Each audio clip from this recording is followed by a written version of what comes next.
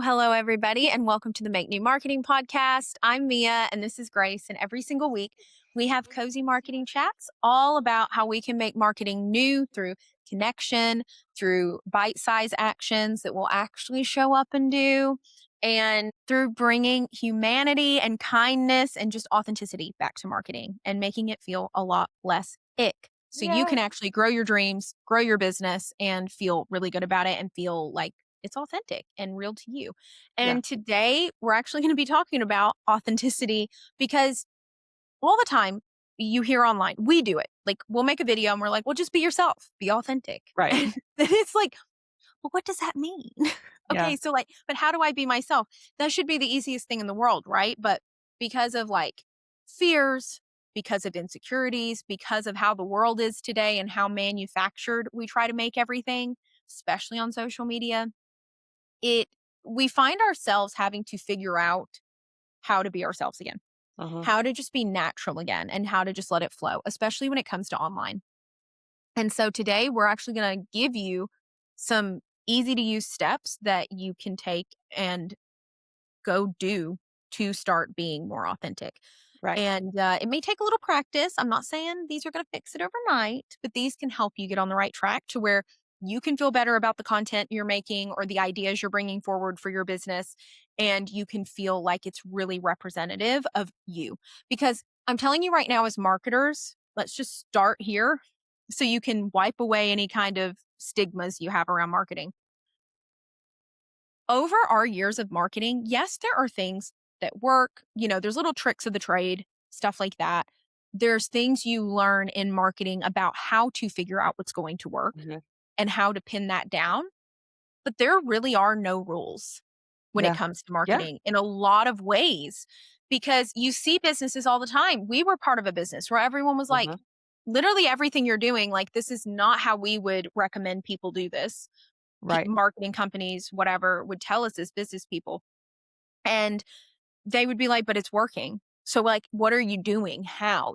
And I truly believe that when we were in that season, we were working together at that company where we learned about marketing, email, graphic design, like all the different things we were doing. I really believe it worked because we were being authentic to us. Definitely. And That we was were the key. listening to people and we were really caring about people and we were showing up consistently. And if you want to know at the end of the day, like what I think was the key, those are the things that I think at the end of the day really made the difference. For sure. And they're underrated and people don't talk about that. They want a quick hack or whatever, but Exactly. there really are no rules. So just shake that off if you have any kind of misconceptions about that. Okay. If you feel like, yeah, but me as I am won't fit into the marketing world, won't fit into the business world. Right. Yes, it will. There are people who are going to connect with you and relate to you. You just have to figure out how to pull that authenticity out, pull that Yes. real you out, and show that boldly online. Yep. And then over time, you can see what connects and what doesn't, and you can pin down like what's actually going to work for you. But when we really look at what actually makes something authentic, it really a lot of the time comes down to you are not overthinking it. That is the big thing. Mhm. Is when we start to overthink it, that's when all the external voices come in. Yep. That's when the doubts come in. And that is when we try to manufacture this into something a lot of the time that is less us. Mhm. And people can feel that. And I'm not saying, sometimes putting more work into something, manufacturing it, sometimes that can be good. But I think that can only be good when we have cracked the code to how to show up authentically, if that makes Right. sense. When we've really showed up authentically and then maybe we can refine that a little bit, I think that's great.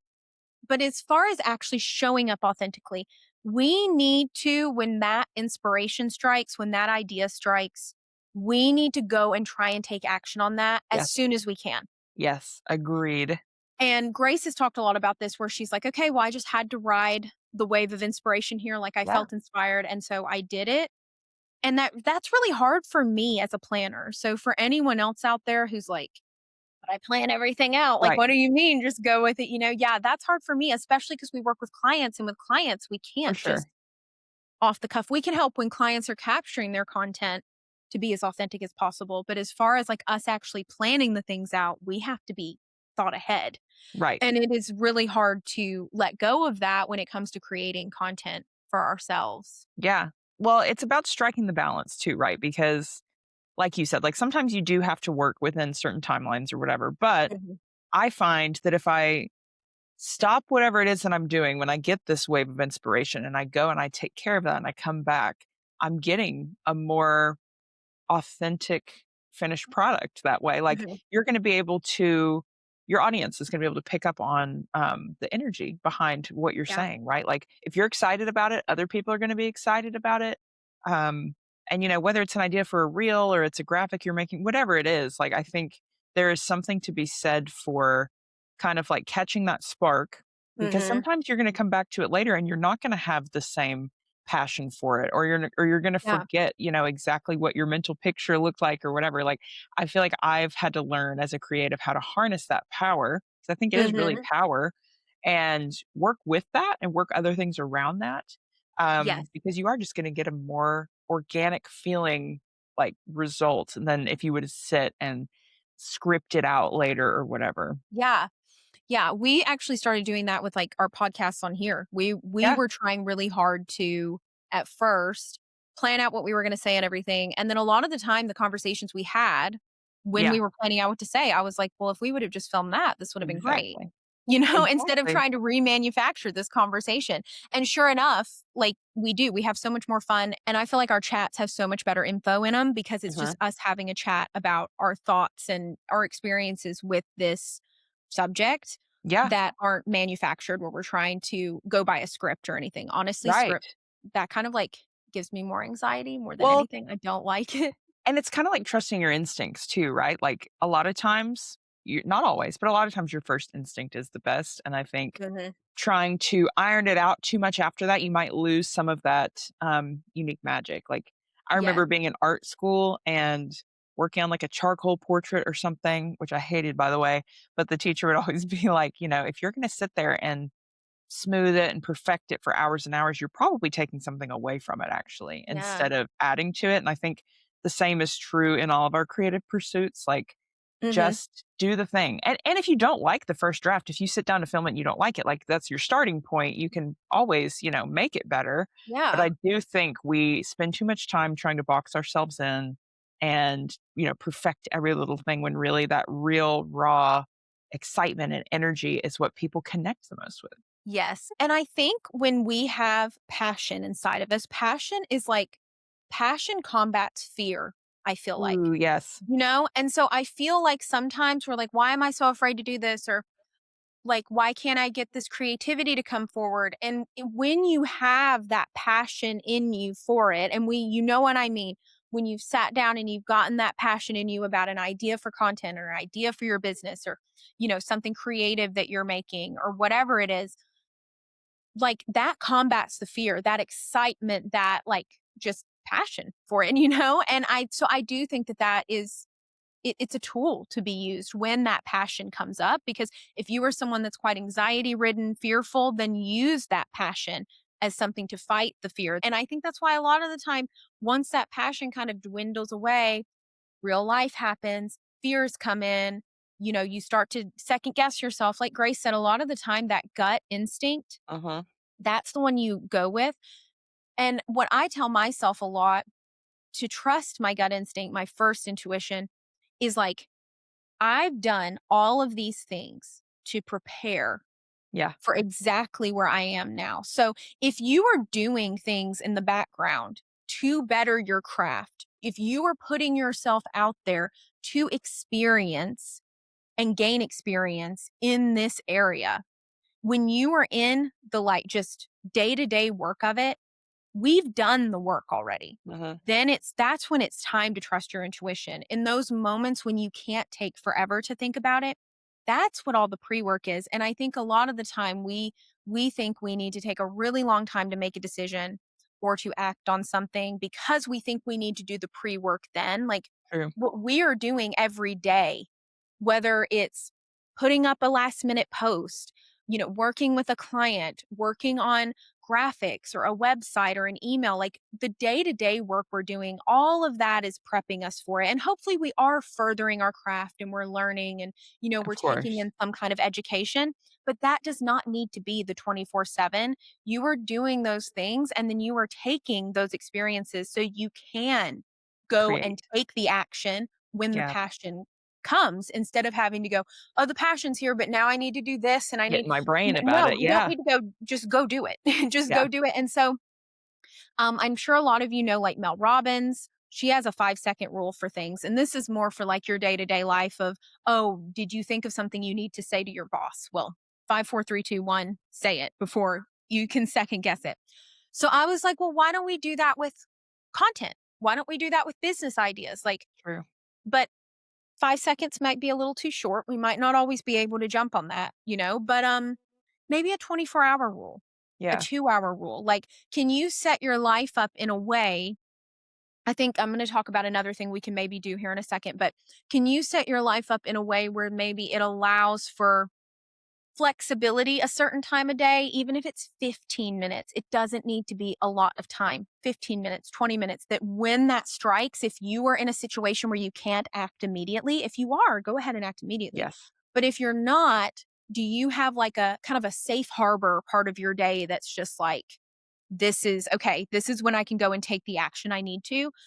I think that's great. But I also think paying attention to, are there certain times when that tends to strike?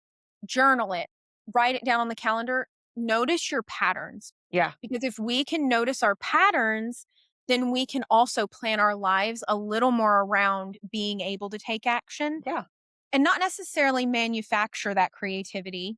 But I think we can put ourselves in situations where, okay, when I do this, I tend to be more creative. So I want to plan my day around having a bit more time after I do this to maybe implement my Of ideas. course. So That's maybe good. like you take a morning walk and maybe that's when all your ideas come and you get so excited because you've cleared your head of all the noise. Okay, then if you notice that's a pattern every day, is there a way we can just schedule 30 minutes to work on our social media after that and go ahead and execute those ideas? Or to work on our creative part of our business after that and go ahead and execute them?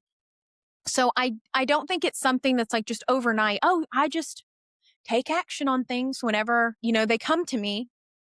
I think sometimes that will work, but I do think, if we can just swap our mindset to paying attention and taking a little bit of intention around how can I rearrange my schedule or my life where I can take action on these ideas and stuff more quickly.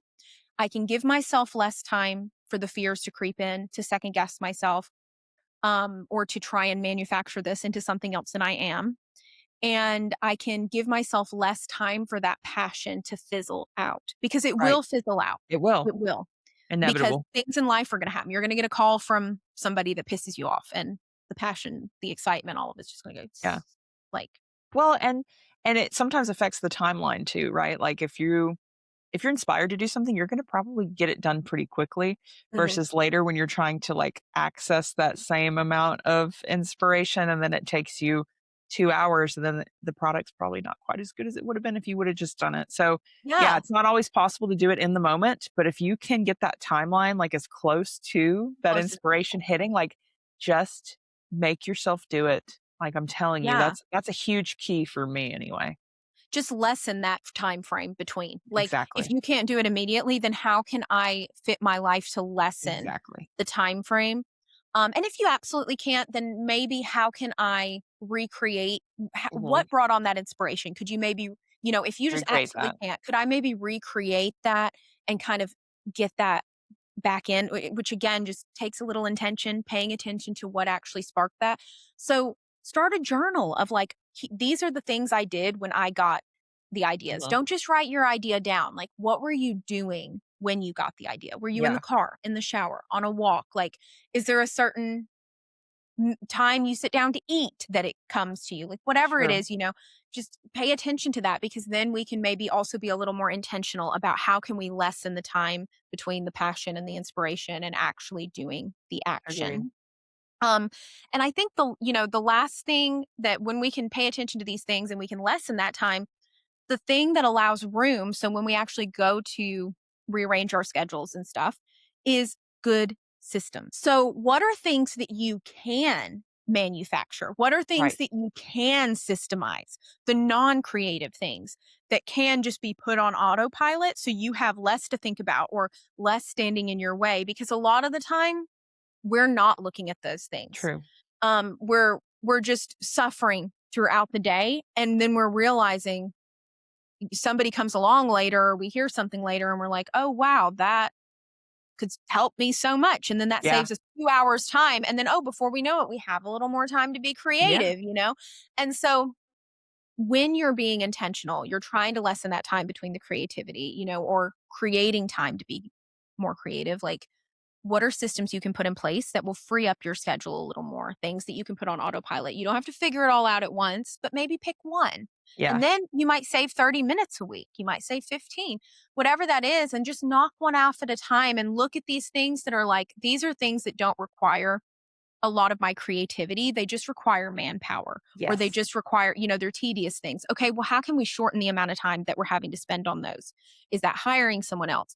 Is that utilizing softwares that can make it shorter? Is that just us paying less attention and spending less time in that spot that doesn't really matter as much as it feels like sometimes?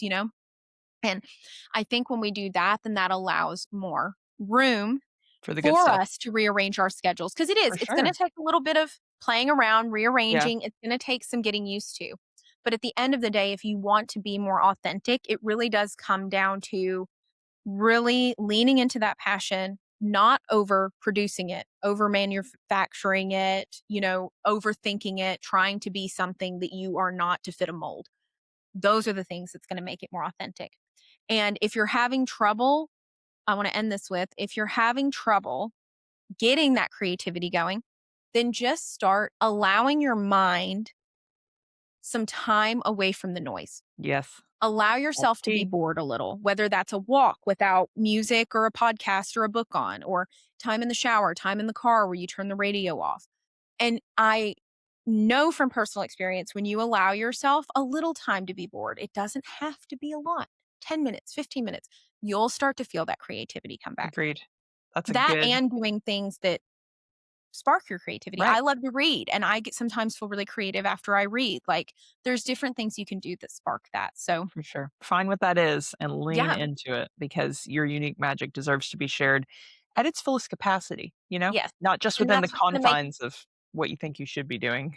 Yes, and that's what's going to make you stand out. That's what's going to make your social media stand out, your email list, like whatever it is that you are putting your hands to, that is what's going to make it stand out and help you find your people and connect with them and help them with whatever, however your unique magic can help them. So, hopefully, this inspires you to go be more authentic, be creative, but actually gives you some real steps that you can take to doing that instead of just telling you, go be yourself. Well, Right.